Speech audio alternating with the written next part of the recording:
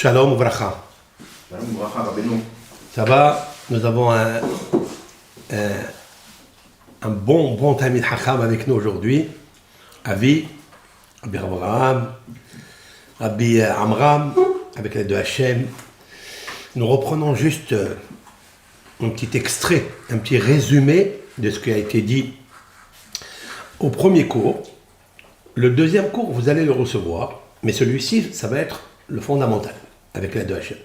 Tout d'abord, à tous nos amis internautes qui nous écoutent, qui sont avec nous, qui partagent, qui diffusent, qui commentent. Combien d'heures vous commentez, combien d'heures vous écoutez de la Torah. Ça, c'est un très grand bénéfice pour le corps et pour le cœur et pour l'âme et le cœur de l'âme, la sagesse de Dieu. Avec l'aide de Hachem, nous reprenons juste un extrait d'un deuxième cours qui n'a pas encore été diffusé. C'est le psaume, donc nous sommes dans le psaume 18, Hay. Hay, c'est-à-dire la vie. Comme on dit toujours, David Melech Israël, Hay Vekayam.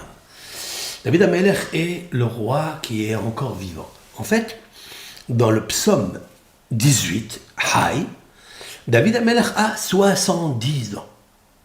Très important. Comme explique Rashi au nom de Tanhuma, Yalkut Shimoni, Midrash Tehillim, qu'à la fin de sa vie, David Melech, après qu'il a été protégé par Dieu de tous ses exils, de tous ses malheurs, de toutes ses épreuves, de toutes les insultes et humiliations, vexations de part et d'autre, il prophétise à l'âge de 70 ans.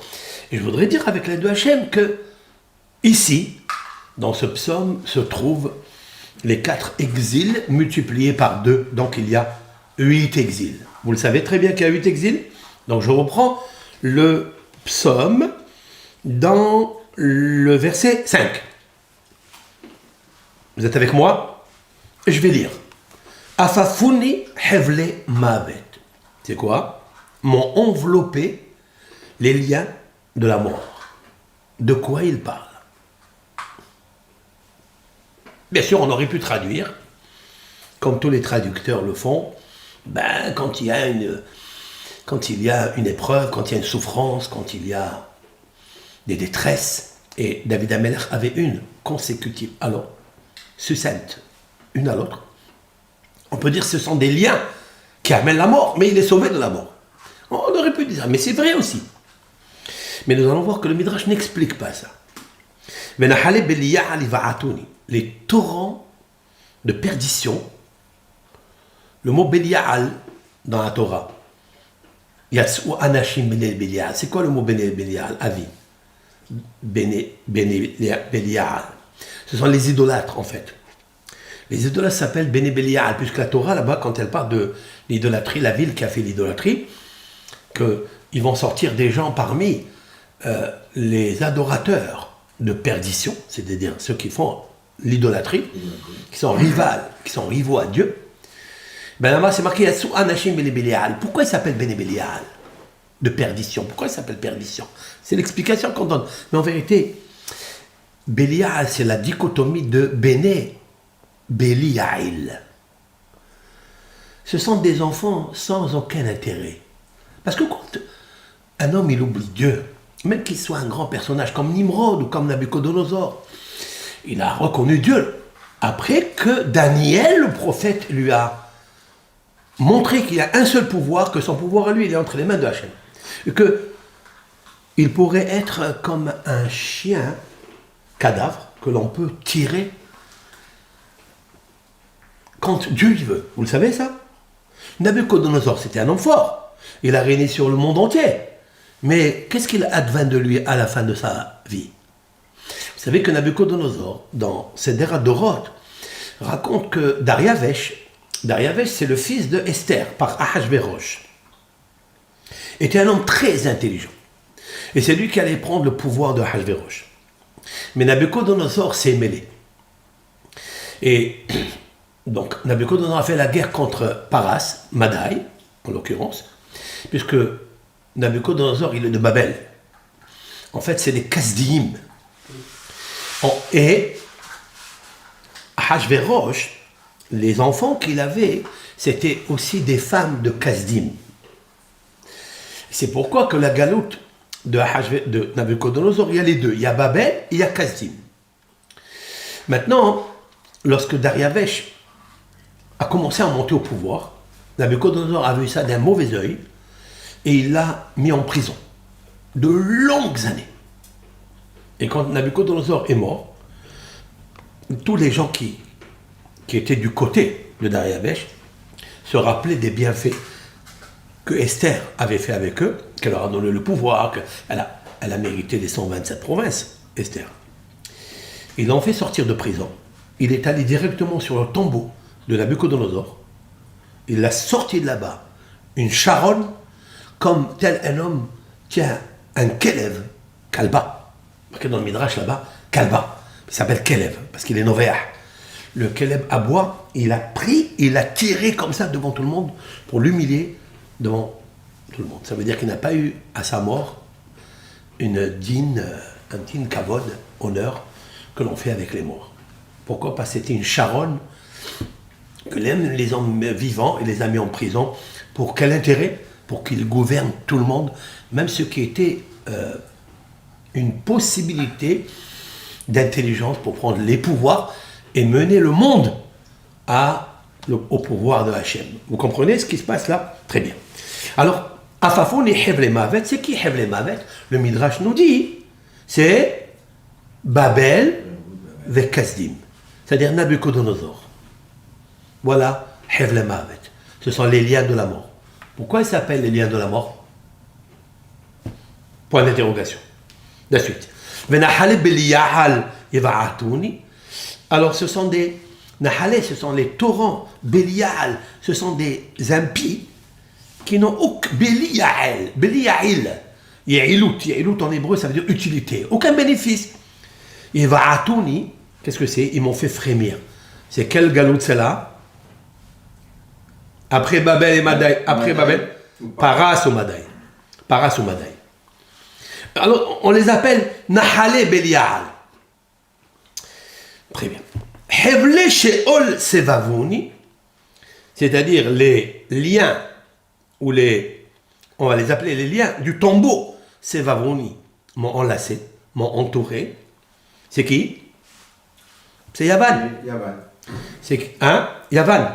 Midrash dit c'est Hanouka. Et c'est très beau parce que c'est à Hanouka qu'il y a eu le Sévivon. Sévivon sauf. Vous voyez? Parce que je donne une raison. Je suis en train de vous donner à partir de ce Midrash, Tehillim, je vous donne une raison pourquoi on prend la toupie, on la fait tourner. Parce que Nahale, Hevle Sheol, Sevavouni. Pourquoi il s'appelle Sheol? Les Evanim, ils s'appellent Sheol. Parce qu'ils ont voulu faire oublier la Torah. La Torah, c'est la rempart. La Torah, c'est la forteresse du Ham Israël. Homa. Une forteresse, elle est toujours ronde. Et c'est pour ça qu'ils ont voulu casser. Ani Homa avec Shaddai Kamigdalot dans Shirachirim. Et c'est pour ça qu'il s'appelle Hevle Sheol. Ça veut dire retirer la Torah au Ham Israël, comme c'est marqué dans le Midrash, qu'ils ont obscurci les yeux d'Israël. Ils leur ont dit ne faites plus Shabbat, ne faites plus Chodesh, le mois. Et donc, ça s'appelle Hevle Sheol. Et puis après, Kidemoni Mokshe Mavet. C'est quoi? C'est Edom et Ishmaël. Mokshe Mavet, c'est Edom et Ishmaël. Avi, tu as un aperçu, tu as une idée pourquoi il s'appelle Edom et Ishmaël s'appellent encore Mavet? Babel, le premier s'appelle Hevle Mavet, les cordes ou les liens de la mort. Le dernier dernière galoute s'appelle Mokshe Mavet. D'accord? C'est quoi Mokshe Mavet? Les pièges ou les filets de la mort. Pourquoi? Le premier s'appelle Mavet, mort, et le dernier, la quatrième, qui est en fait la huitième, ça s'appelle Mavet. Le Midrash demande cette question. Il répond parce qu'il y a eu une mort du Beth Amikdash. Babel a été détruite par Nabucodonosor parce qu'il a mis Nabuzradan, qui était son Saratabahim, c'est-à-dire celui qui est gorgé, des milliers de Béné Israël, les Kohanim, les prêtres, etc., malheureusement, c'est la mort.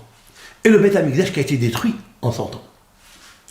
Après, il y a eu Paras, Madal, il y avait encore le Beth Amikdash, puisque les Kélim de Beth Amikdash ont servi à Hachvérosh. Et il y avait encore Yavan. Yavan, c'est Hanouka. Il y avait encore le Hechal.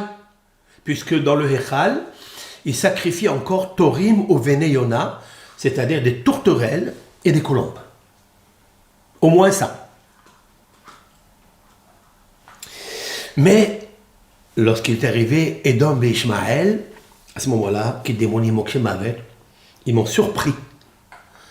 C'est une surprise. Une surprise qu'on attend tous.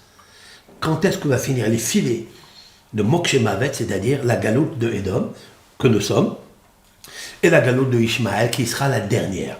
En fait, galoute Ishmaël, c'est la dernière. Je vais vous apporter un texte très très puissant. Lorsque le roi David, il chante à la Sheminit Mizmor le David, sur la 8e, de quoi il parle? Il parle en fait, la 8e, c'est la 8e corde qu'il va y avoir dans le Kinor de David. Pour l'instant, les Kinorotes de Beth Amikdash, ils sont à 7 cordes. Mais la 8e, ça sera au temps du Mashiach. Lorsque la 8e corde, c'est-à-dire la 8e galoute, pourquoi je parle de 8? Vous m'avez pas demandé la question, puisqu'il y en a que 4. Non.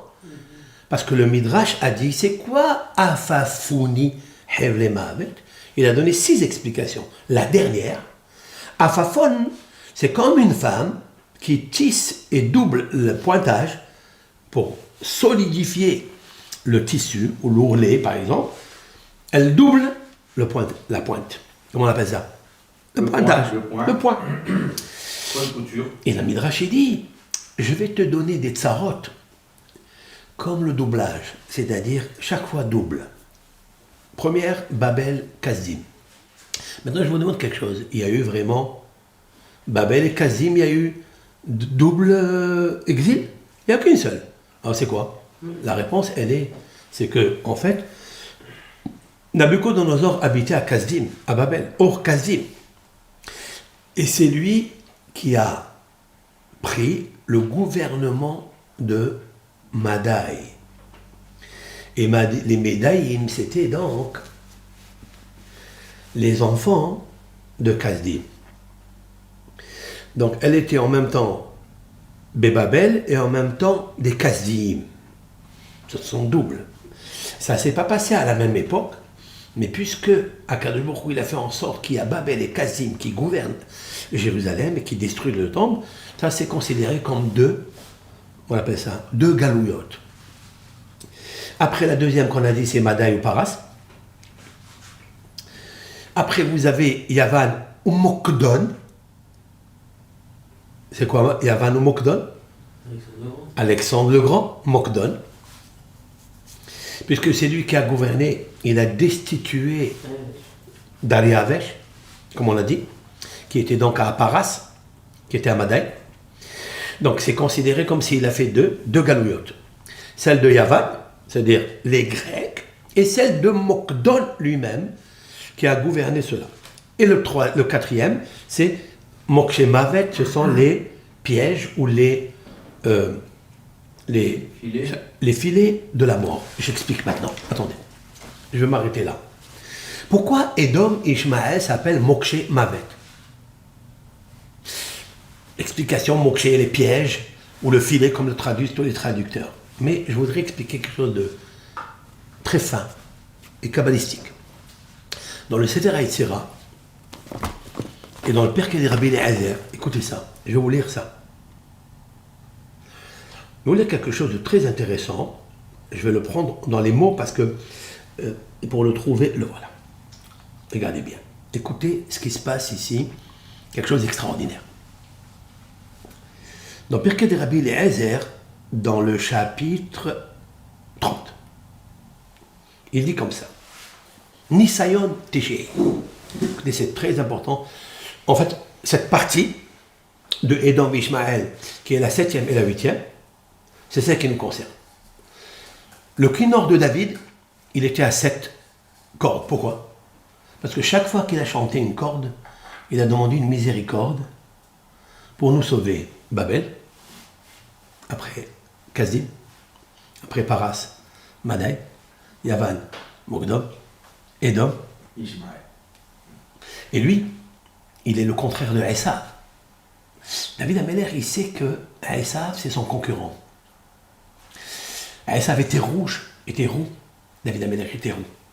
Sauf que Esav avait des mauvais yeux. Tzarat Aïn, et David Améler, son fils a dit de lui, Tov Aïn ou Ivorach, c'est David Améler. C'est lui qui fera la bénédiction, et Atid Labo, pour tout l'âme Israël. Atikre Yevorach, qui sera béni, et là, Yevarech. C'est-à-dire, c'est lui qui fera les brachot.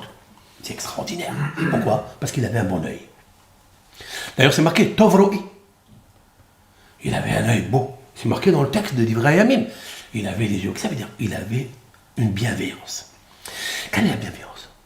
La bienveillance, c'est qu'il priait pour nous, pour tous les galouillotes. C'est pour ça qu'il a construit une harpe à 5 cordes et la menorah à 7 cordes et à 7 branches, parce qu'il voulait éclairer les exils et demander miséricorde à Hachem. C'est ça qu'il dit. Qu'est-ce qu'il dit ici? Le Sheol, c'est Vavouni. Qui démonie Makshemavet. Tout de suite après, il dit Batsarli. C'était pour moi une détresse. Alors qu'il n'avait pas encore vécu la galoute, ni de l'un ni de l'autre. Puisque David Améler n'a pas assisté à la construction du temple, ni à sa destruction par Nabucodonosor. C'est vrai? Alors qu'est-ce qu'il dit Batsarli? Je dirais, Batsarli, c'était pour moi la détresse. C'est-à-dire que je sentais, bien avant qu'arrivent les exils, sur le Ham Israël, sur le peuple Israël, j'étais déjà Batsarali. C'était pour moi la détresse. Ekra Adonai. J'appelais la miséricorde. Ve'el Eloah Ashaveya. C'est quoi Ashaveya? C'est une prière un peu plus profonde. On peut dire que la prière se fait des fois avec le cœur, quand la prière à voix basse, qu'on appelle la tefila. Mais il y a des prières qui se font avec le cri. Mehechalo koli, shma mehechalo koli. Mehechalo, de qui il parle? Quel Echal? Il n'était pas encore là. Non, mais il parlait de la destruction du premier temple. C'était le Echal. Mais Shabati, les fanaf tavo, be'oznav. Et mon cri, ma supplication viendra jusqu'à ses oreilles. C'est très très puissant. Après c'est marqué, Vatigash, Vatirash, Haares. Vous écoutez ça? Et il y aura le tremblement de terre et les cris. Ce sont les volcans, les tsunamis et les tremblements de terre. Reidat Adma. Au Mosde Harim, Irgaz. C'est quoi Mosde Harim? Dans le psaume 8. Au Mosde, les fondements des montagnes, Irgazu, c'est quoi? Ils vont trembler. Et ils vont exploser de bruit comme un volcan, tel un volcan qui fait sortir, vomir toute la cendre, le feu qu'il y a dans son ventre, si l'on peut dire, dans sa matrice. Qui haralo, c'est quoi qui haralo? Parce que l'Éternel va se mettre en colère. Si l'Éternel ne s'était pas mis en colère, Nabucodonosor n'aurait pu rien faire contre le temple. D'accord? D'ailleurs, j'ai compté Haares ou Mosde, d'accord? La terre et le fondement vont s'ébranler. J'ai compté Haares ou Mosde, valeur numérique, Nabucodonosor, Nebuchadnezzar. Vous écoutez ce que je vous dis ou pas? Nebuchadnezzar, c'est la même valeur numérique de... C'est-à-dire, elle fait en fait 422. Vous écoutez ça? C'est la première galoute, oui. Si on ajoute encore une, on ajoute, ça fait 423. Si on ajoute encore une autre, parce qu'il y en a 4, doublés. Nabucodonosor, c'est 422. Tu ajoutes une, 423. Après, 24. 424. La dernière, c'est Edom et Ishmaël, 425. 25. C'est quoi? Mashiach ben David. Mashiach, le fils de David, valeur numérique 425. C'est magnifique. Donc, David, il est en train de parler, il est en train de prier. Mais je reviens à ça. Maintenant, je lis. Les Nisayon Atishei. Quelle est l'épreuve numéro 9 de Avraham Avinu? Tout commence là. C'est ça qui est extraordinaire. Vous savez très bien que l'Éternel a montré à Avraham Avinu, par les épreuves, il lui a montré toutes les exils. L'épreuve numéro 9, c'est laquelle? D'après Perké des Rabbi Eliezer. Qui est Rabbi Eliezer? Eliezer ben Orkanos, il avait une connaissance de Kabbalah, de mystique juif, parce qu'il a reçu de Rabban Gamliel. En fait, Rabban Yohanan ben Zakkai a distribué la Torah à qui? Le premier, Nehunia ben Akania, à Canaan. C'était le plus grand kabbaliste, d'où toute la Torah de la Kabbalah est sortie. Nehunia ben Akania. Et lui, il a transmis à Rabbi Eliezer, il a transmis à Rabbi Akiba, Rabbi Ishmael, dans le Talmud. Ce sont des monuments de la Kabbalah. D'accord? Vous connaissez Hechalot de Rabbi Ishmael, Otiot de Rabbi Akiva, Nehunia ben Akana, Sefer HaBahir. C'est tous ces sfarim-là, ils nous parlent de toute la transcendance kabbalistique d'en haut. C'est-à-dire d'en haut, ça veut dire Ratson, chez l'Onitpas, c'est-à-dire la volonté qu'on ne peut pas saisir, jusqu'ici en bas, Hachilchou la Katan. C'est-à-dire jusqu'au petit ver de terre qui est au fin fond de la terre que personne ne verra et personne ne connaîtra. Mais il existe. Il connaissait tout, cette l'échelle avec des échelons énormes. C'est le son de Shir la Ma'alot et Sa'ina El Yarim. Shir la Ma'alot, pas Shir ha-Ma'alot. Shir la Ma'alot, c'est-à-dire le cantique pour monter les degrés.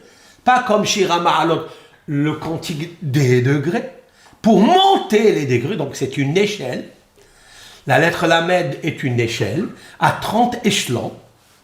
Lamed, où tout le limoud, toute la force de la Kabbalah se trouve dedans. Qui dit ça?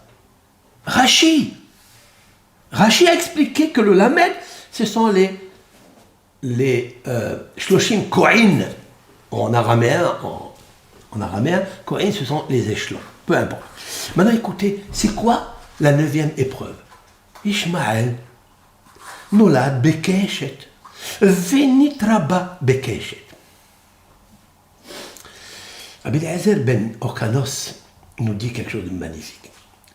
Il est nolad bekeshet. Il est né avec le keshet, c'est quoi? L'arc-en-ciel. Il est né avec l'arc. Venitraba bekeshet. Et il a grandi. Il a été éduqué dans l'arc. Chez Nehemar, où c'est marqué cela dans la Torah, que Ishmaël c'était un homme d'arc? Jean d'Arc. C'est marqué chez Nehemar Bereshit Kaf Aleph, dans la Genèse 21-20, Vayiro Vekashat. Et ce fut un homme qui chassait avec l'arc. Vehaya notel keshet, il prenait l'arc, vehitzim, et les flèches, vehaya yoreh ahara ofot, et il tirait vers les volatiles, les oiseaux. Premier chasseur de l'histoire, Ishmaël. Il tuait les oiseaux avec l'arc. Au Paramahat, déjà, c'est quelque chose d'extraordinaire de nous expliquer ça. Ça veut dire l'arc. Il a un arc dans ses mains.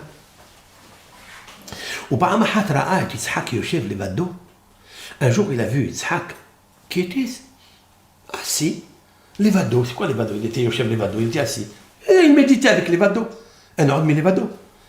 Il méditait avec Akshbouchou, il faisait bdidout. Il faisait donc cette réunion avec Hachem, un rendez-vous avec Hachem. Quand est-ce qu'on va prendre un rendez-vous avec Hachem? Nous la prenons de Yitzhak. Il lui a jeté une flèche pour le tuer. à Isaac. Voilà où commence l'histoire des disputes de Ishmaël et de Israël, ici. D'après le Perkei de Rabbi Eliezer. Il lui envoie une flèche pour le tuer. Ra'ata Sarah. Sarah, elle a vu cela. Ve'higida le Abraham, kazé ve'chazé, asa Ishmaël et Isaac. Comme ça, il a fait Ishmaël et Isaac. Et là,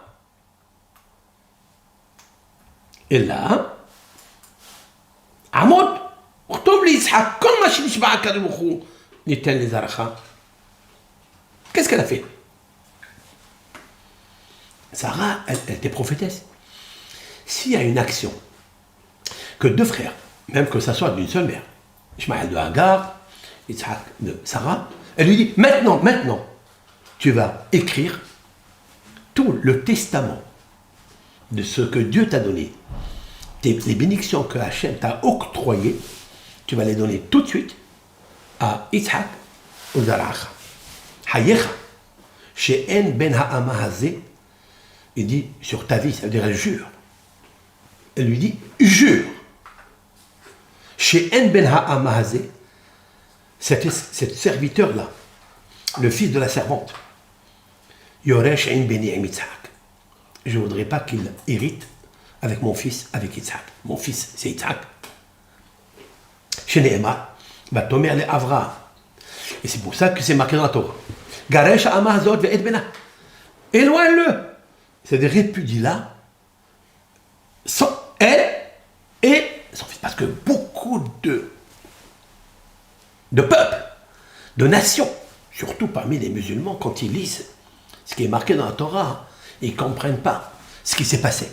Parce qu'ils disent, ouais, ben, c'est parce qu'elle a eu, Sarah, elle était trop jalouse de Hagar, parce que Hagar, en une fois, c'est-à-dire en une nuit, elle est tombée enceinte, comme c'est marqué dans le Rashi, qu'est-ce qui commençait à s'enorgueillir sur Sarah, sur sa maîtresse, quoi, qui l'a fait rentrer, qui lui a donné son mari sur sa poitrine, sur son thorax, qui lui a donné, elle est jalouse. Une femme qui est tellement extraordinaire qu'il donne sa servante, elle lui dit, prends-la comme femme.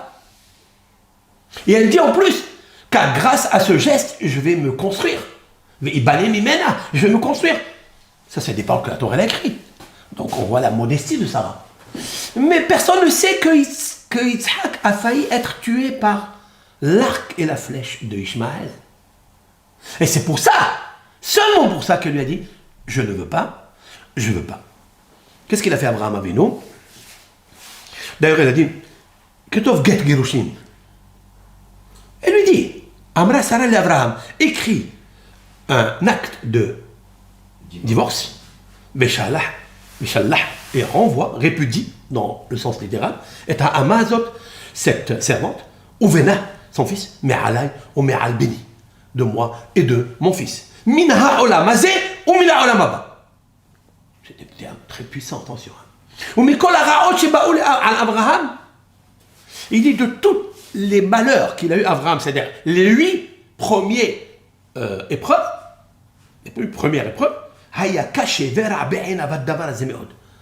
de renvoyer Ishmaël et sa femme, Hagar, sa servante, quoi. C'était pour lui très très difficile, il n'arrivait plus.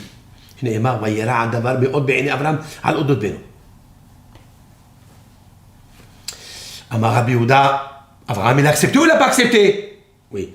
Donc qu'est-ce qui est marqué? Nous on le sait. Amar Rabbi Yehuda, Be'ota halayla nigla kadosh baruch hu al Avraham Avinu. Cette nuit-là, qui a eu cet échauffement entre Sarah et Abraham, Amarlo, Abraham, et Atayodea, Shaita Sarah re'uya lecha le'isha min ima. Tu ne sais pas que Sarah était ta destinée, ton âme sœur, depuis le ventre de sa mère. Vihi habertecha ve'eshet ne'orecha. C'est ta compagne, c'est la femme de ta jeunesse. Lo nikret Hagar ishtecha.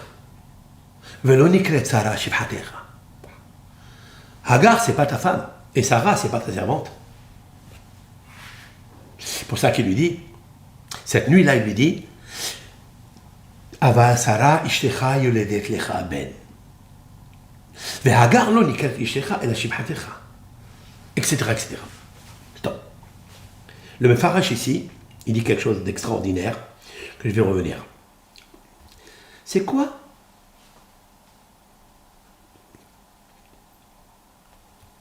Qu'est-ce que c'est que les premières paroles de Rabbi Eliezer que Ishmaël est né Kashat, est né dans l'arc, et il a effectivement pratiqué l'arc. Explique le Tov Aïn. C'est un pirouche que j'ai trouvé maintenant sur Père Rabbi Eliezer. Il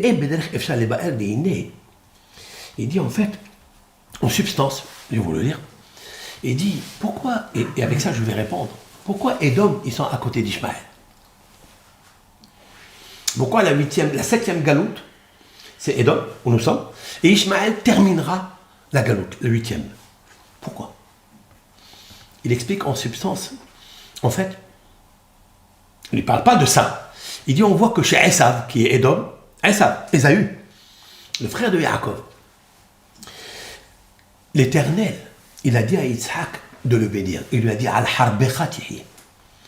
Tu vivras sur ton glaive. Tu vois ce qui est marqué. Maintenant, Ishmaël, lui, c'est marqué Vayirove Kashat. Il n'a pas le glaive, mais il parle de la flèche. Quelle différence qu'il y a entre la flèche et le glaive? Distance. La distance. Ça veut dire quoi? Avis? Dis-nous, pas? Bah, c'est plus facile de toucher une à distance. Hein? Il y a moins de danger dans sa distance. Le glaive de Esav, ils viennent comme Titus, il est venu, il est rentré, il a éliminé. Qu'est-ce qu'on a peur d'Ishmaël en fait? La bombe atomique. Parce qu'elle est à distance. La flèche. Là où il est, il peut envoyer la bombe atomique. Vous comprenez? Pourquoi? Parce que ça vient de l'essence même de Ishmaël. Bien que Ishmaël a fait Teshuvah, hein. Attention, hein. Nous allons revenir. Mais les faits sont là. Sa pensée, son idée, lorsqu'il a voulu tuer Isaac, d'accord? Alors que Ishmaël n'était pas reconnaissant, mais à la fin il était reconnaissant. Comment? Quand ils ont enterré Yitzhak, Oui, parce qu'il y a eu. Oui, bravo. et que Isaac, il a fait Teshuvah là-bas. Oui. Mais pourquoi il a fait Teshuvah? Pourquoi Ishmaël, qui était 13 années avant Isaac, pourquoi il a laissé passer devant tous les rois, les ministres, que c'est lui qui a dirigé l'horizon funèbre de son père Isaac? Pourquoi pas Ishmaël? Jusqu'à maintenant, Ishmaël a dit, moi je suis plus grand que toi. Je suis plus grand dans tout. Parce qu'il a fait Teshuvah. Et pourquoi il a fait Teshuvah? Le midrash que j'ai apporté une fois, c'est quand il est mort, Isaac, quand il est mort, pardon, Abraham est mort. Lorsque Sarah est morte, Abraham est resté seul. Il est parti chercher Hagar et il l'a ramené à son père. Et c'est pour ça que c'est marqué Vayosef Avraham Vayikah Isha Ketura. Et Abraham a pris une femme après la mort de Sarah. C'est qui? C'est Hagar, Ketura. Et c'est Yitzhak qui lui a dit ne reste pas seul. Toi ne reste pas seul, revenez là-bas. Ishmaël, il a vu ça. Il a dit waouh, celui que j'allais tuer un jour, il m'a pardonné. Il fait tchouva. Il me ramène maman à la maison. Il ramène maman à la maison. Je fais tchouva. Alors il a laissé. C'est beau ce midrash. Il est très beau. C'est un midrash qui est écrit. Hein? C'est magnifique. Donc en fait, à la fin des temps, c'est ce qui va arriver. Ok. Maintenant, voilà ce qui est marqué. Ça veut dire que Esav, Édom, il a le glaive, mais le glaive ne peut pas aller plus loin que si tu es corps à corps. Tandis que Rové Kashat, tandis que Ishmaël, c'est quelqu'un qui tire l'arc, il peut tirer la bombe atomique. On a peur de la Perse, de l'Iran, on a peur de tout ce milieu-là, on a peur qu'il fasse une chose pareille. Comme il a failli, dans son origine, Ishmaël, tué par l'arc, tué Yitzhak. Vous écoutez ça?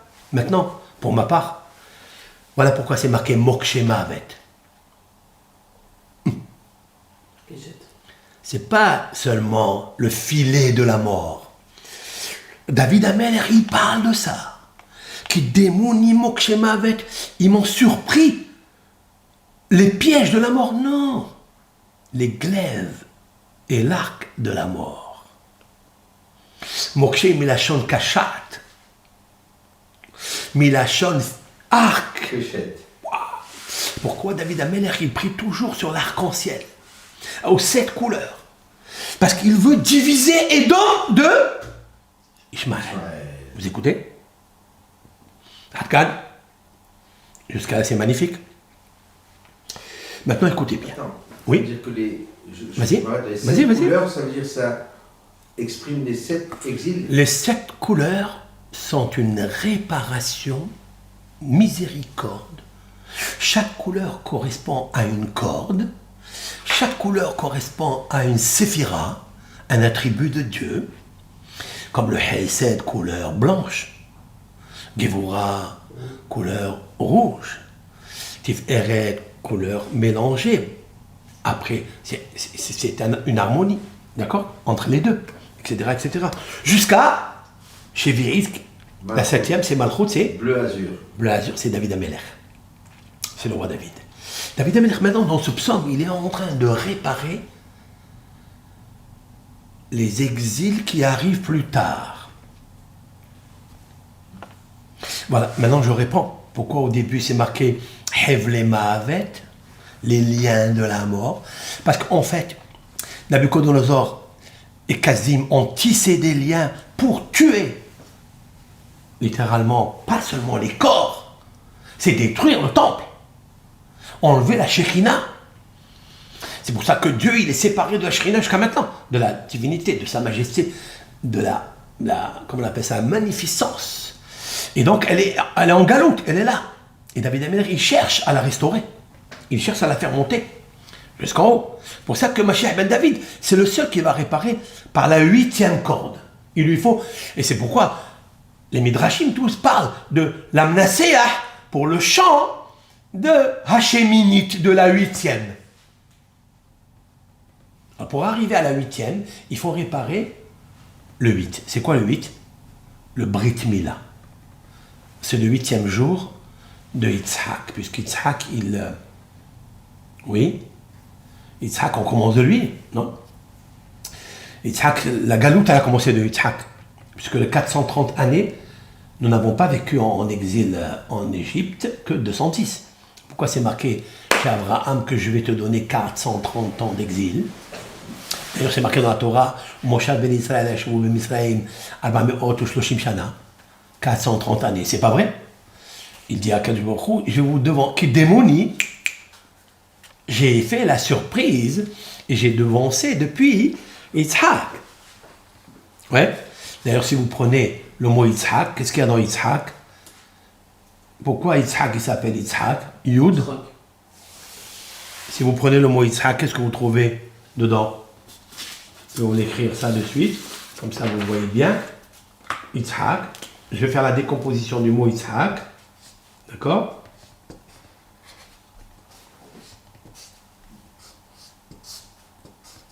Ok. Voilà Yitzhak. Qu'est-ce que vous pouvez lire dedans? Yud et Had. ça fait Yud Het. Nous sommes dans le psaume 18. Vous écoutez ce que je veux vous dire?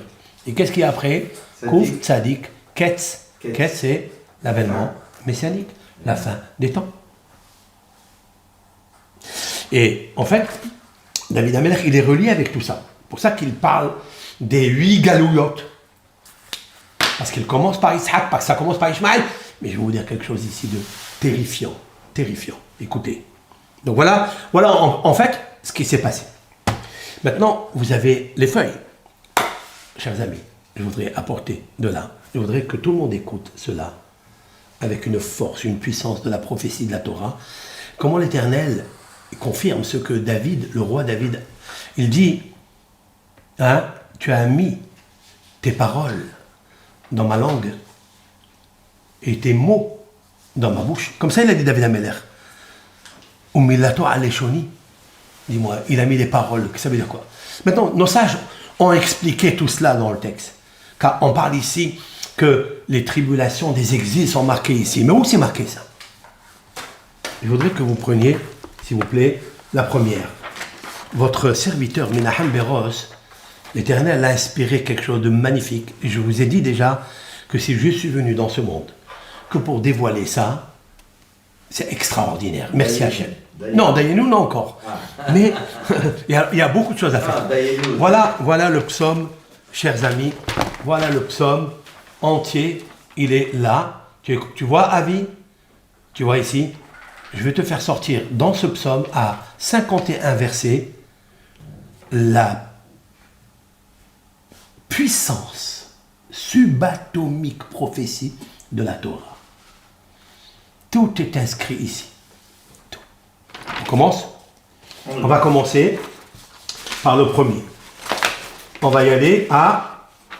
Quel est le premier galout? C'est laquelle? Babel. C'est Babel. Où est Babel ici? Je vous ai donné des feuilles, oui? Oui. Waouh. Bon, c'est pas grave. Je vais vous le dire après. Tu as une feuille là-bas? Tu as deux là-bas de Babel? Une. Oh, une. Hein? Quoi? Non, ça c'est d'autres. N'importe. Regardez, moi je l'ai ici. Je veux les confirmer. Moi, j'aime montrer parce que par rapport à... Après, tu me la donnes, tu me la redonnes. Alors, nous allons prendre pas à pas, mot à mot. Nous allons commencer Babel à partir de verset 5. Ah, ça je l'ai pas. Moi. Non, vous ne l'avez pas. Bien sûr que vous ne l'avez pas. Alors, Afafune Hevle Mavet, bien sûr que tu l'as. Ici. Non, là-bas. Dans la feuille où c'est extrait. L'image toute prête. C'est là. Non, ça c'est Yavan, ça. Où est Babel? J'ai pas. Ah, vous l'avez pas? Ishmaël et Dom. D'accord, je ne l'ai pas faite. Ok, c'est pas grave. Je vais vous la donner ici. Voilà. On va le voir dans le texte. Vous regardez la feuille, la grande feuille. Regardez bien, chers amis. Surligné. Lorsque David Améler commence à parler dans le verset 5, Oui. il va décrire, en fait, en substance, fait exprès. Il parle de 5, en fait, ce sont les 5 galoyotes que le peuple Israël a vécu. Itziat Misraïm, c'est la première. Après, il reste 4, ce sont celles qui sont doublées. D'accord? Donc, nous avons parlé jusqu'à maintenant. Ok? Maintenant, Afafoni Hevle Mavet. Si vous prenez le bête de Hevle, c'est-à-dire les liens de la mort, bête. Vous comptez, et c'est ça qui est extraordinaire, alors nous allons faire le décompte, 33 lettres, c'est-à-dire un sceau de 33 lettres. Vous allez tomber sur le mot Sevavouni. Donc, verset 6, continue. C'est Babouni, oui, le premier bête ou le deuxième? Le deuxième bête. Très bien. Sevavouni, c'est-à-dire, ils m'ont entouré. C'est vrai qu'il y a eu le siège. Hein, c'est vrai? Nabuchodonosor a fait un siège sur Jérusalem avant de le détruire. Sevavouni, ils m'ont entouré. Ils m'ont siégé. L'embargo. Vous comptez à partir de deuxième bête jusqu'à Ve'el Elohai, c'est-à-dire le verset 7, Ve'el Elohai, Batsarli Ekra Hashem, dans ma détresse j'appelle l'Éternel miséricorde. Ve'el Elohai Ashavea, et vers mon Seigneur je crie, Ve'el Lamed. Vous avez vu Lamed? Oui, Elokai. La 33e lettre, c'est Lamed. Du nom de Dieu. Ce qui me donne Babel. Ve'el Eloah, le deuxième. Ve'el Eloah, El Bavel. Waouh. Ah, Ashawea, non? Non. Ve'el Eloah, le Lamed. Le Lamed de Ve'el Eloah. C'est la 33e lettre. Donc voilà, 3 fois 33. Le bête, la lettre bête de Hevle. Parce que ça commence là-bas. C'est quoi Hevle? Les liens. Les liens, les corps. Mais c'est comment on appelle les contractions d'une femme enceinte Hevlé. qui va accoucher? Hevlé. Les Hevalim. Hevle Leda. Ce sont les contractions d'une femme qui accouche. En fait, le Mashiach a commencé à naître dans la destruction du premier temple. Vous le savez ça? Que à Tisha B'Av, il a été détruit. Le jour où le temple est détruit, Il y a eu donc cet accouchement du Mashiach. Tisha B'Av est né le Mashiach. Hevle Leda. Bad, Bet, Lamet, 33 lettres. Vous m'avez pas demandé pourquoi 33. Non. L'Akbar Omer. Ça sera une réparation, le Lag Baomer. Parce que Gal, c'est quoi Gal? Gal Aïna Yu'abitan. C'est quoi Gal? Gal, c'est Galout. Galout. Gal, c'est le radical du mot. C'est la racine de mot Galout. Mais qui veut dire C'est aussi toujours les dévoilement 30. aussi. Non. Alors, bien, La Rabbi galoute, Shimon Bar Yochai. c'est un dévoilement. Oui. Il y a plusieurs significations dans le mot Gal. Tu as Gal, c'est la vague. J'ai dit hier dans le cours que David Amelech a supporté toutes les misères, Galère. toutes les galères. Ça vient du mot galère aussi. D'où on le sait. Kol mishbarecha vegalecha alay avaru. David Amelech, il a dit toutes tes brisures, toutes tes cassures, tous les accouchements, les tables d'accouchement, je les ai passées. Vegalecha, les vagues. Tu vois que les vagues, qui sont les vagues, ou bien les galim, ce sont les ondes, comme le gal du virus corona. Ce sont des galoutes, parce que ce sont deux lettres qui sont des racines mauvaises. Ils arrivent comme des galets. Ils arrivent comme des Gaulois, les Gallois. Les Gal- Ils arrivent comme des cailloux, comme des afafounis. Vous écoutez ça? 33, valeur numérique Gal. Dans tous les sens. Dans la racine d'abord du mot galoute, dans le texte qui nous concerne. C'est magnifique, c'est particulier ça. Voilà la première galoute. D'accord? Après, nous avons la deuxième galoute, c'est laquelle? C'est Madaï. Parasou Madaï, oui? Très bien. Vous allez prendre le deuxième galoute, c'est la suite. Écoutez ça, c'est magnifique. Nous sommes dans le verset 7. Batsar li ekra Hashem ve'el, nous avons terminé. El Elohai ashaveya ishma mehechalo koli. Vous écoutez? Oui. Le même de mehechalo. Voilà. Et l'Éternel écoutera ma voix de son sanctuaire. Il ne parle pas du sanctuaire terrestre. Il parle du sanctuaire céleste. Puisque le sanctuaire terrestre n'était pas encore vivant. N'était pas construit.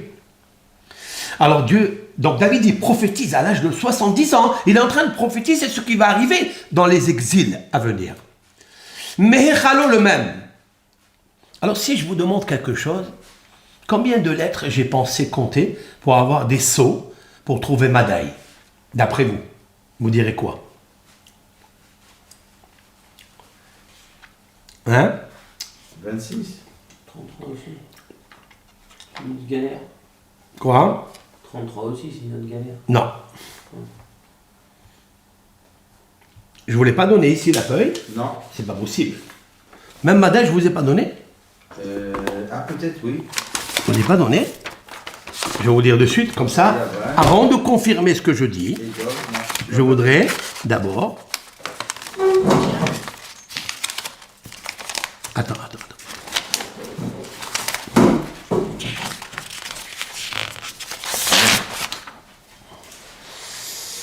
Voilà. Peut-être tu vas donner une autre. 49. Mais pas en. 49 sceaux. 49 lettres. Pas celui-là. C'est pas grave, je vais vous le lire, c'est pas grave. Comme j'ai qu'un seul, D'accord. je vais vous le lire de suite. Comment il s'y trouve? D'accord? Mehechalo, le même. Même. Mal. Allô. Nous allons compter. Faut compter. 49 sceaux.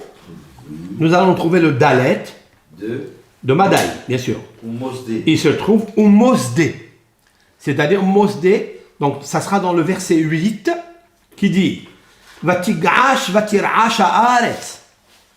Et la terre tremblera et poussera un cri troublant. Au Mosdé et les fondements des montagnes. Il Gazou. C'est quoi les fondements des montagnes? Ce sont la montagne de Jérusalem. Au Mosdé Harim. Le Dalet, 49, il est le Dalet. Après, Vaïdga'ashu kiharalo. Après, le verset 9. Dans le Gehalim. Pardon. Bravo. Oui. Ah, c'est marqué après. Ala Hashan Beapo, dans le verset 9. Il y a eu Hashan, c'est quoi Hashan? C'est la fumée. Beapo, dans son. De sa colère. De sa colère, dans son nez. Ou dans son nez. On parle de qui ici? Dieu. Dieu, quand il se met en colère, si l'on peut dire ainsi, comme si on voyait un volcan sortir de son nez. Le nez se dit af, c'est la colère. Ve'eshmi pif tochel. De sa bouche sort un feu dévorant. Gehalim, des braises. Ba'aru mimenu, sont en train de brûler de son essence, c'est-à-dire de lui. Vous écoutez, ces trois dimensions il y a ici. Et donc, Gehalim, ce sont les braises, c'est le Yud. Donc, nous avons compté 49 lettres. Dans le même se trouve dans sa racine du mot Mehechalo, de son sanctuaire. Ou Mosde, les fondements, le Dalet, la lettre 4. Gehalim, ce sont les braises, Yud. Même Dalet Yud, avec un saut de 49, Madai. Tu as vu? Oui. C'est magnifique. C'est vrai ou pas? 3,49.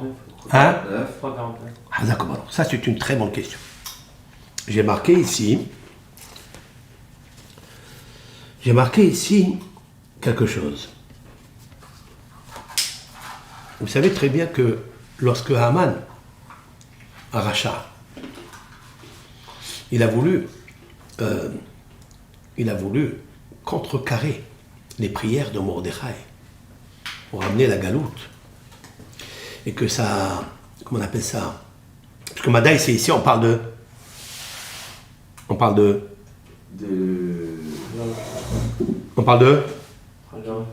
Hein? Madaï, oui, de Haman. Bien sûr, de Haman. Et de quoi? Par Madaï, c'est à Hachverosh, bien sûr. Lorsqu'il a voulu concrétiser, il a donné de la tzedaka. Ouais. Il a donné aux pauvres, c'est-à-dire que l'argent, avec Aseret Alafim Kikar et Kesef, il a donné 10 000 pièces d'argent à Ahashverosh pour acheter le peuple d'Israël. Pour que Ahashverosh lui donne le pouvoir de faire ce grand malheur, qui est arrivé sur lui d'ailleurs. Il a amené tout cet argent-là, il a dit, je vais le donner aux pauvres. Il sait que dans le peuple d'Israël, les Bnei Israël ont une mitzvah qui s'appelle la mitzvah de la tzedaka. C'est marqué dans les Sfarim Akdoshim que la mitzvah de la tzedaka, elle sauve de la mort. C'est marqué dans le texte d'abord. Tzedaka tatzil mimavet. Il faut savoir que la mort arrive pour quelqu'un qui atteint 49 degrés d'impureté. Suivez-moi. Lorsque, Hazvé Shalom, il y a une mort anormale, ça veut dire que dans le ciel, la Midat Adin, la rigueur, elle ne voit aucun défenseur pour le sauver. Aucun. Donc, ni chez lui, ni son fils ou son petit-fils, aucun. Qu'est-ce que fait Akadosh Baruch Hu? Il a dit, même tête. Il est arrivé à même tête. Ça veut dire on donne à la nature de s'occuper. Le sod de même tête, c'est un ange qui s'appelle Matta Nar, c'est-à-dire c'est le Seigneur, l'ange qui s'occupe de la nature. Ça veut dire ce que la nature a décidé. Si c'est un homme qu'on peut sauver, normalement on le sauve. S'il fait de la tzedaka, même s'il a une mort anormale, violente, qui peut lui arriver, une mort précoce qui peut lui arriver, la tzedaka, elle peut contrecarrer la nature. Mais s'il n'y a ni l'un ni l'autre, alors les mêmes têtes, Sha'aret Toum'a, ce sont les 49 portiques de l'impureté. On l'a vu ça, on l'a vu exactement en Égypte. Que Akadosh Baruch Hu, il a sauvé immédiatement, comme c'est marqué dans le texte, d'accord? Il a sauvé les Israël quand ils sont arrivés à 49 degrés d'impureté. Ils allaient atteindre le 50e et Dieu les a sauvés. Oug Alam Miyad, il les a sauvés de suite. Oug Alam Miyad, Madai. Oug Alam Miyad, Madai. En fait, le peuple d'Israël, ils ont fait Avodazara. Au temps de Hachvérosh, ils ont mangé du vin non cachère, d'après certains. Ils ont mangé une souda, même qu'elle était cachère d'après certains. Mais ils ont vu aussi des femmes en train de danser, en train de... que Baruch s'est mis en colère, comme l'a dit Rabbi Shimon Bar Yochai, à ses élèves, à son fils qui lui a demandé pourquoi le peuple d'Israël a été condamné à la mort, Hasbe Shalom. Il lui a dit parce que Nehnou Misoudato Shla Hazbe. Ils ont profité de là. Ils sont arrivés à un degré très très puissant. David Ameler, dans sa vie, il a fait Mishpat ou Tzedaka. Écoutez ça. Le roi David a fait dans sa vie le Mishpat, la justice, avec bienveillance, ou Tzedaka. Et il a donné la charité. C'est vrai? Pourquoi il a donné David Ameler la charité dans sa vie? Pour sauver justement la mort qu'avait décrété Haman avec la Tzedaka qu'il avait fait. Vous écoutez ce que je vous dis là? De très très loin. Mais ce qui m'interpelle ici, c'est quelque chose d'extraordinaire. Voilà donc ce 49 qui sort ici, c'est mon explication, hein. C'est mon explication. Que quand on arrive à 49 degrés, ça veut dire qu'il peut arriver à 50e. C'est fini. Maintenant, quelle est la preuve que j'apporte ici? C'est que Madai, écoutez bien ça. Quelle est la valeur numérique du mot Madai? 54. Combien de fois il y a le mot Haman dans la Megillah de Esther? 54. Tu écoutes? Il y a 54 mots dans la Megillah. 54 fois et révélé, transparaît le nom de Haman Aracha dans la Megillah. Pourquoi? Non seulement que sa Tzedaka, elle n'a pas sauvé, pardon, non seulement que sa Tzedaka n'a pas fait de mauvais décret pour le peuple d'Israël, mais elle l'a pendu sur une pendaison de 50 coudées. Hamishim Ama, attends. Lui, il a fait la tzedaka parce qu'il voulait contrecarrer la tzedaka qui sauve un homme quand elle arrive à 49 degrés. Et donc, ce qu'il a voulu faire, lui, les faire descendre dans la Touma et garder cette impureté qu'ils avaient acquis parce que Dieu a décidé de les tuer tous. Il a donné cette tzedaka pour contrecarrer la tzedaka de Mordechai et de David Ameler. Alors, Hachamim ont dit, enfin c'est marqué dans la Megillah, qu'il a préparé une potence à Mordechai de 50 coudées, et il a préparé en fait pour lui. Parce que en fait les 49 l'ont attiré à la mort, à lui, au 50e degré. Et nous, notre tzedaka à nous, c'est le fameux Mahasit HaShekel, le demi-cycle, que nous donnons pour sauver nos âmes. Ok? Madai, pourquoi ça s'appelle Madai? Parce qu'il y a 54 dedans. 54 fois le mot Haman. Et alors qu'est-ce qu'il y a? C'est la première fois dans la Torah. Qui est Haman? D'où il vient Haman? De quelle origine est-il? Il est le petit-fils de qui? Qu'est-ce qu'il fait à Suse? À Shushan? Qu'est-ce qu'il fait chez Hachvérosh? Hachvérosh, c'est Babel.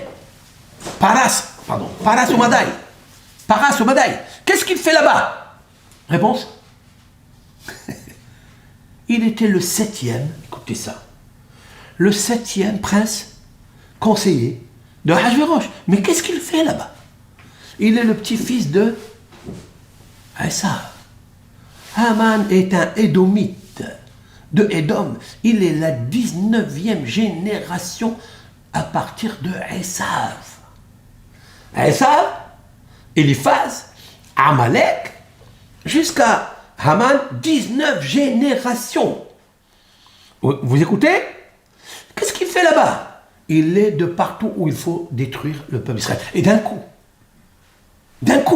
il voulait le faire. C'est vrai? Qu'est-ce qu'il a dit à Akhlmoukrouk sur Amalek? Vous pouvez me dire qu'est-ce qu'il a dit à Akhlmoukrouk pour Amalek? Kimaho, Emhe, car j'effacerai son corps et j'effacerai son esprit hautain et mauvais. Racha, impie. C'est vrai? À quel moment on lit cette paracha? Bientôt. À Pourim. Zachor, Asher, Asalecha, Amalek. Kimaho. Emhe et Zéher Amalek. Pourquoi il a dit Maho Emhe?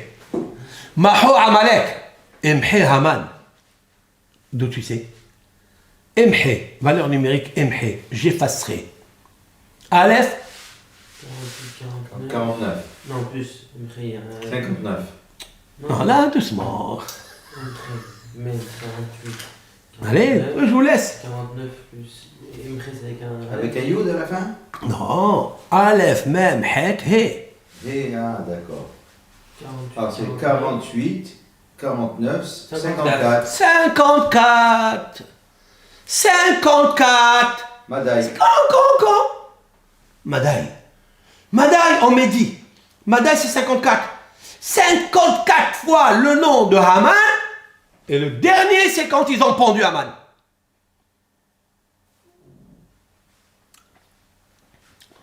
Sur quoi? Sur une potence de 50 coudées. Parce que lui, c'est pour ça que le chiffrage ici, l'alphanumérique, le sceau, mystique, mystérieux, révélateur de 49. C'est ça qu'il a voulu faire. J'ai beaucoup à dire sur ça. D'accord? Mais on va continuer. Maintenant, c'est magnifique. On a fini ça? Maintenant, on va aller à... D'ailleurs, Paras, vous savez ce que c'est Paras? Qu'est-ce que Paras en fait? C'est la Perse. C'est qui? C'est les Perses. C'est l'Iran d'aujourd'hui? Le Gaon de Vilna. Non, ils ont changé toutes les... Sanheriv, Bilbel, Melech Ashur, Melech Ninvé. Sanheriv, ce roi puissant, a troublé les peuples. Il a donc envoyé tout le monde là où il ne faut pas. Donc on s'est tous mélangés. Il y a même une halakha qui dit que si un Allemand veut se convertir au judaïsme, il peut se marier avec une juive. Alors que Amalek, c'est interdit de se marier avec une juive. Même s'il veut se convertir, on ne le laisse pas. Et pourquoi la halakha nous dit que oui? Comme ça, il est posé grave aux nerfs. Pourquoi? Parce que c'est plus les vrais nazis. Donc c'est plus les vrais Perses. Mais c'est qui alors les Perses? C'est qui Paras? Hein? Aujourd'hui, Paras, ce sont 3 pays très puissants. Paix, c'est Poutine, c'est la Russie. Resh, c'est Russia, c'est la Russie. Et le Samer, c'est... C'est qui? La Chine. Hein? Chine. La Chine. Ah bon? Aux États-Unis d'Amérique. Je vais vous lire de suite. Para, c'est... J'ai marqué ici, Poutine, Russia, soviétique. Ah oui, c'est la même chose. Oui, ça c'est Aleph, ça c'est Paras. Pourquoi je fais cet acrostiche dans la Russie? Parce que le Gaon de Vilna, il a dit que Gog, Magog, Umesher, Veyaval, Vetuval, c'est qui? Umesher, c'est qui Umesher? C'est Paras. Et Paras, c'est la Russie. Le Gaon de Vilna, il a dit comme ça. D'ailleurs, Umashach, c'est Moscou. C'est les mêmes lettres. J'ajoute sur ça. C'est les mêmes lettres. On ne peut pas aller plus loin. Maintenant, Paras, c'est aussi la Perse, la Russie et la Sine. Paras, P, c'est Paras, c'est la Perse, c'est l'Iran. Après, vous avez Resh, c'est la Russie. Et vous avez le Samer, c'est la Chine. Sin en hébreu, c'est la Chine. Qu'est-ce qu'ils ont de commun, ces trois Ma'atzamot, pays très très puissants? Ils ont un commerce ensemble. Ils ont un pacte ensemble de commercial. Il y a beaucoup de pactes qui se font entre eux. La Perse aussi? L'Iran. Parce que l'Iran, c'est eux. Oui, bien sûr. Ils sont restés D'accord. toujours collés. Oui. Maintenant, écoute bien. Si tu prends, on termine là, hein? On termine. Si vous prenez Ve'esh mipiv, vous reprenez le verset tête. Ve'esh. Alors, reprenons le verset 9. Ala Hashan be'apo, il lui est monté la fumée dans ses narines, dans sa colère. Ve'esh, et le feu mipiv de sa bouche, tochel dévore. Le P. Oui? De mi-piv. Oui. D'accord? Ok. Vous suivez? Oui. Mipiv. Jusqu'à, il y a après Vayet Shamayim Vayerad, le verset 10. Vayet Shamayim Vayerad Va'araf el Tahat Raglam, le Resh. De Raglav. Oui. Le Resh de Raglav. Vayet, après c'est marqué. Vayet Yud Aleph maintenant, 11. Vayet Kav al Kerou Vayaof, il est monté sur un ange. Vayaof, il a volé. Vayet De al Kalferouah, il fait survolter les ailes par le vent. Yachet Hosher Sitro. L'Éternel, il fait sortir l'obscurité de sa cachette. C'est marqué dans le Midrash. De quelle cachette il fait sortir l'obscurité en Égypte? Sa mère. Vous avez vu? Ok. C'est magnifique ça. De citron. Alors vous voyez, il y a là-bas Paras. P, le Resh, et c'est là où je me suis bloqué. D'accord? J'ai essayé de voir quel est le saut que l'on pourrait faire ici. Il y a un saut, je vais vous le dire de suite, parce que j'ai marqué ici quelque chose, il faut que je le sorte. Comme ça, vous le visualisez, vous allez bien le comprendre.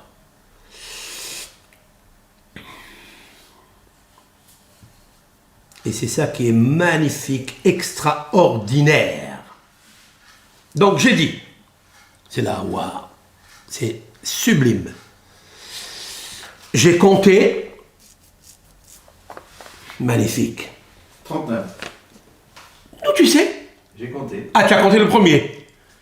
Et à 39, mais moi j'ai trouvé, c'est vrai, 39, c'est vrai, il est beau, magnifique. Pourquoi 39. Comment? La méthode. Qu'est-ce qu'il y avait à Paras? Qu'est-ce qu'il y avait? Madaï, qu'est-ce qu'il y avait? Ils ont annulé le Shabbat. Non, ils ont ramené l'étude de la Torah. Ah, Paras, oui. À Madaï, Kimou et Kiblou, ils ont accepté sur eux d'étudier la Torah au temps de Purim. C'est vrai? Ken, ken. Ils ont ramené la lumière, là, on va l'appeler la rosée de Dieu. Tal. Où c'est marqué que la Torah c'est la rosée et c'est la lumière? Tal, c'est 39. Tal, 39. Tal, c'est tête, 9. Lamed, c'est 39. Voilà pourquoi Paras, il est sorti dans les 39 sceaux. Ici, dans le même Télim. Comme quoi, David Amelech, il est en train de voir que Be'ezat Hashem, à Purim, non seulement qu'il ne va pas avoir la xéra de Haman, mais il va y avoir un renforcement de l'étude de la Torah au point où Purim, ça a été le plus grande révélation d'acceptation du joug céleste de la Torah écrite et la Torah orale. À quand on a fait ça? À Purim, Tal. Maintenant, nous, on sait que 39 est relié avec ça, avec la Torah. Orale écrite. Hein? Talmud, et on dit que la Torah, Shabbat, c'est Keliget Kolakol. La Torah, c'est là. Non, parce que c'est marqué dans Ishaïa, Kital orot alecha, veres refaim tapil. c'est quoi? Qui tal, car la rosée, orote, de ta lumière, talecha. Il y a deux lumières ici. La Torah, la lumière écrite, Torah écrite, et la lumière orale. Et elles s'appellent les deux Tal. 39. Et c'est relié bien sûr avec les 39.3 de Shabbat, c'est relié avec beaucoup du nom de Dieu. En fait, c'est relié avec le nom de Dieu. Vous le savez ça? Oui? Le nom de? Le nom de Hachem. Le chiffre 39, c'est la Torah. C'est la Torah écrite. Nous, on le sait que c'est le nom d'Hachem. La Torah, c'est le nom d'Hachem. Oui. Yud Kevavke. Si vous prenez Yud, comment on écrit un Yud? Un Yud? Oui. Yud, Vav, Dalès. Ça fait combien en valeur numérique? 20. 20. Après, vous prenez le Yud, He, et Aleph. Combien? 11. Mais combien? 6 et 5, 11. Oui. Ça fait 26. D'accord? Déjà. Déjà. Oui. Et vous prenez maintenant Vav. Vous l'écrivez Vav, Aleph, Vav. Ça fait combien? 13. 13. 13 et 26? 39. C'est le nom de Dieu. Tal. Et c'est puissant ça. Rabbi Shimon Bar Yochai, dans le Tikkunim, il a parlé de ça.